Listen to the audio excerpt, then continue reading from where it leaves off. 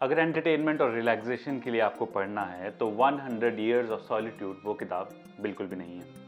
Gabriel Garcia Marquez की लिखी 100 साल से भी ज़्यादा की ये कहानी है, मगर ऐसा लगता है कि जैसे टाइम बीत ही नहीं रहा और खुद को रिपीट कर रहा है। 100 साल और 7 जनरेशन तक कैरेक्टर्स के ना ही सिर्फ नाम रिपीट होते हैं, बल्कि उनकी कहानियाँ, उनके प्यार करने का तरीका, उनके एम्बिशंस और उनकी गलतियाँ भी रिपीट होती रहती हैं, जो कि इसके नॉन लीनियर, साइक्लिकल और लेयर्ड नरेशन में ऐड ऑन करती हैं। मुकोंडो, जो एक मैजिकल रियलिज्म से भरा हुआ काल्पनिक शहर है, उसका पास्ट, प्रेजेंट और फ्यूचर सब कुछ एक बुक में लिखा गया है, जिसे कोई डिसाइफर ही नहीं कर पाया है। मकोंडो के आसमान से फूलों की जब बारिश होती है, एक कैरेक्टर जब लेविटेट करता हुआ आसमान में गुम हो जाता है, जब लगातार 4 साल तक बारिश होती रहती है, तो आप इसको सवाल नहीं करते, बल्कि उसके समर्थन में आप खुद से पूछते हैं कि क्यों नहीं। क्योंकि अब सिर्फ आप पन्ने नहीं पलट रहे होते, अब आप खुद उस कहानी का, उस ट्रेजेडी का हिस्सा बन गए होते हो।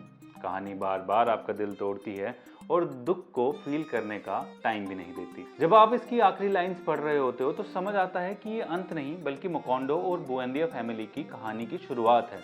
और अब मकोंडो से वापस आने में आपको बहुत टाइम लग जाएगा, शायद 100 साल से भी ज़्यादा।